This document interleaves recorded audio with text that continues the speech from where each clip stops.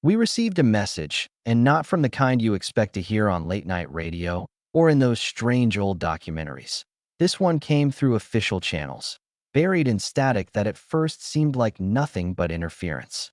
It was June 14th, 1987, at 2:37 a.m., when the monitoring station in Alamogordo, New Mexico, flagged the anomaly. The technician on duty, a quiet man named Robert Lasker, nearly dismissed it until he noticed the rhythm. The sound repeated, perfectly timed, in patterns that reminded him of Morse code, only it wasn't. He logged it, called his supervisor, and within 12 hours, men in plain suits arrived. They told the staff to forget what they'd heard, and just like that, it was gone. But Robert couldn't forget. He later admitted to his son, in a letter sealed until 2010, that the message wasn't random noise. It was structured, he wrote. It wasn't from Earth. That's where the trail begins. Most people think UFO stories start with bright lights in the sky or whispered accounts of strange shapes hovering above lonely highways. But this one started with a voice, or something like it, hidden in the hum of static. Throughout the summer of 1987, others reported similar transmissions, though never publicly. In Chicago, an amateur radio operator named Elaine Murphy claimed she picked up the same rhythmic signal during a thunderstorm. She said it gave her chills because it wasn't disrupted by the storm's interference.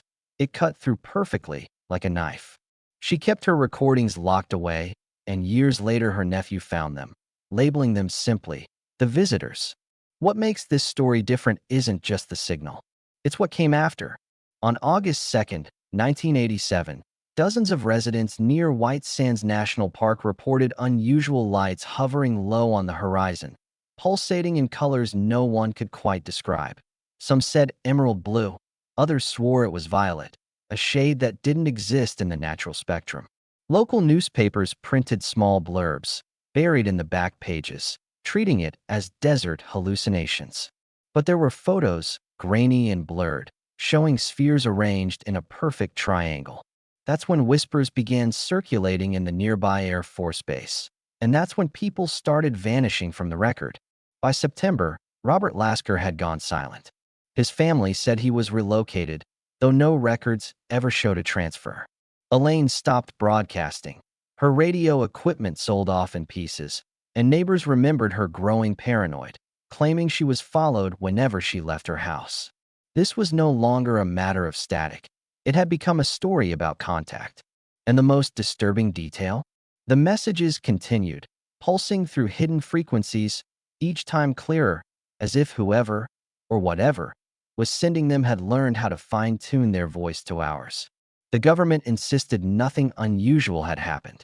Declassified reports years later brushed it off as frequency interference during Cold War monitoring. But anyone who heard the tapes knew better. There was intelligence behind those signals. In fact, linguists who later reviewed fragments of Elaine's recordings noticed repeating sequences that resembled mathematical progressions, prime numbers, Fibonacci spirals translated into sound. That wasn't weather, and it wasn't a glitch. It was deliberate. But here's the part that still keeps people awake at night.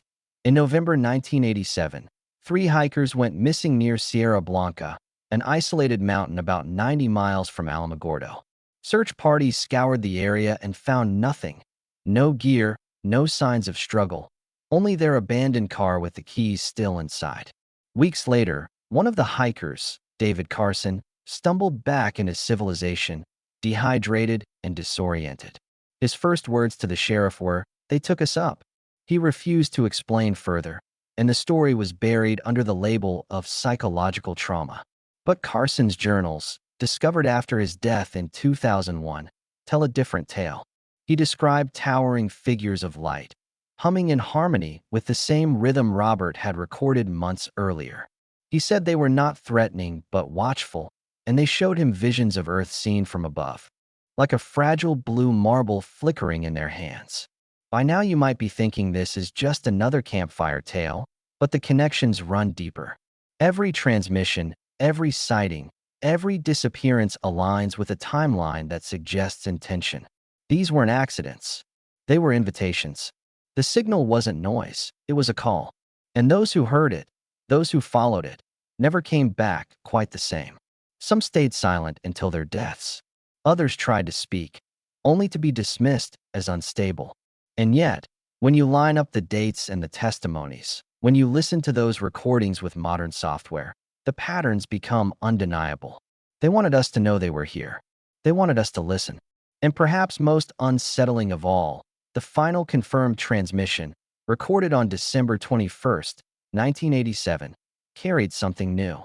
For the first time, amid the rhythmic pulse of numbers and tones, came a sound unmistakably shaped into words. Analysts argued over its translation, but one phrase emerged again and again, clear as day. "We are close." On January 3rd, 1988, less than 2 weeks after that chilling last message, something happened that no one could bury under reports or excuses. In the town of Truth or Consequences, New Mexico, dozens of residents woke to a low, resonant hum that shook windows but left no physical damage. Dogs barked endlessly, birds scattered from trees, and then, at exactly 3:15 a.m., the sky lit up with 3 luminous spheres arranged in a triangle, just like the photographs from White Sands months earlier. Witnesses described them as brighter than the moon, yet strangely soft on the eyes, casting no shadows despite their brilliance. Police received more than 100 calls that night, and even the local paper dared to run a headline. "Strange lights stun residents." But the article vanished from archives within a week, leaving only a single clipping preserved by a retired librarian who swore she had to smuggle it out before officials arrived to collect the stacks. What followed was stranger still. In early February, a team of university students from El Paso, curious after reading scattered rumors, drove out towards Sierra Blanca with tape recorders and cameras. Only 2 of the 5 returned. The survivors, Andrea Coleman and Michael Reed, spoke quietly about the trip for years, until Andrea finally gave a taped interview in 2009. Her voice trembled as she recalled the events. "We heard it before we saw anything. The same rhythm, like a code, vibrating in our teeth. Then the sky just folded. It bent inward, like looking into a mirror that isn't there. And then they were with us, tall, brighter than anything, and they knew we were scared. They didn't move their mouths, but I could feel them inside my head saying, 'You are late.'" That phrase haunted Andrea until her death, because she could never understand what they meant by late. Michael never spoke publicly again, though his journals reveal frantic sketches of spirals, prime number sequences, and strange maps that don't align with Earth's geography. His handwriting grew increasingly erratic, and the final page read only, "It is not a warning, it is an arrival." The climax of the encounters came on March 19th, 1988, when hundreds of people gathered in Alamogordo for the annual Spring Festival. At 9:42 p.m., witnesses claimed the stars vanished, blotted out by a silent, massive presence overhead. Some described it as triangular, others as circular, but all agreed it blocked half the visible sky. Lights cascaded from its edges like waterfalls of color, dripping without touching the ground. Children laughed, adults froze, and then, just as suddenly, it was gone, dissolving into nothingness. Local stations caught faint glimpses on film before the feeds cut to black, and when they returned, reporters were instructed to call it a malfunction. Yet everyone there remembers what they saw. Among the crowd that night was a teacher named Margaret Hale, who later wrote a private letter to her sister describing an encounter within the crowd. She claimed she felt a hand, or something like a hand, rest gently on her shoulder, though no one stood behind her. A voice filled her head saying, "You will remember when it is time." Margaret lived quietly afterward, but her students said she became obsessed with astronomy, drawing constellations on the board at every lesson, often patterns that didn't match any known stars. By summer, similar sightings erupted across the Southwest, Arizona, Nevada, parts of Texas. Always the same: triangular lights, rhythmic hums, sudden vanishings. Authorities scrambled for explanations, blaming military exercises or weather balloons, yet the timing aligned with every transmission from the previous year. The sense of escalation was undeniable. Something had begun. And the most disturbing detail of all was uncovered years later when declassified air traffic logs revealed that on the very night of the Alamogordo festival, radar operators across the region tracked an object larger than a stadium moving at impossible speeds, vanishing and reappearing miles away in less than a second. They had written one word across the official notes: unexplainable. The witnesses, the journals, the tapes, they all converged into a story no longer about strange signals, but about undeniable presence. This wasn't a myth whispered in roadside diners. It was a chain of events pointing toward deliberate contact. And those who experienced it firsthand carried a mark, not visible to others but etched deep in their memories, pulling them towards something they couldn't understand. By late 1988, the transmissions had stopped. No more codes, no more voices. Just silence, like a curtain dropping after a performance. Yet the silence was louder than the hum had ever been, because everyone who had seen the lights, heard the rhythm, or felt the presence knew it wasn't the end. It was the pause before something greater. They hadn't left. They were waiting.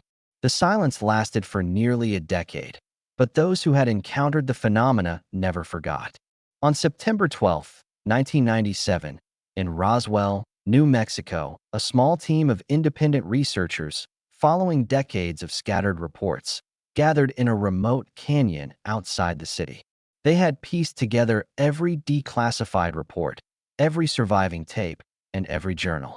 Their goal was simple: to witness what others had seen, if it still existed. At precisely 11:03 p.m., the air grew impossibly still. Electronics flickered, compasses spun wildly, and then, across the sky, a faint shimmer appeared. First one point of light, then another, until a formation emerged. A triangle of glowing orbs, pulsating in the same rhythm Robert Lasker had recorded 10 years earlier. Those on the ground froze. One of the researchers, Elena Torres, whispered, "It's them." They weren't afraid. They were awestruck. Then came the most astonishing moment. The lights coalesced into a single, enormous shape, translucent but intricate, like a city floating in the sky. Patterns danced across its surface, spirals and numbers that corresponded with the rhythms of the original transmissions. Elena recorded it all, her hands trembling. But as she later said, the most remarkable part wasn't what she could see, it was what she felt. Knowledge, or at least a fragment of understanding, flowed into her mind. She saw Earth from above, not as a planet to conquer, but as a delicate ecosystem, a world they had been observing for centuries. She saw moments of history, tiny details humans forgot, and then she understood. The messages weren't warnings. They were invitations to awareness, nudges toward evolution. The lights pulsed one final time, forming shapes that resembled hands reaching down, and then vanished, leaving the night sky empty and silent again. No one spoke for a long time. When they did, voices trembled with wonder and confusion. They had witnessed something beyond words, something profoundly intelligent and benevolent, yet incomprehensible in scale and purpose. Back in Alamogordo, Elaine Murphy's old tapes began to play faintly on frequencies that had been silent for years. Listeners reported hearing the same message once more, now unmistakably clear: "We are with you." And with that, the story came full circle. The anomaly, the signals, the vanishings, they were never meant to terrify. They were meant to connect, to make humanity aware that we were not alone, that consciousness stretched beyond our own fragile blue world. Those who experienced it knew that our understanding was only beginning, that the universe was wider and stranger than any mind could imagine.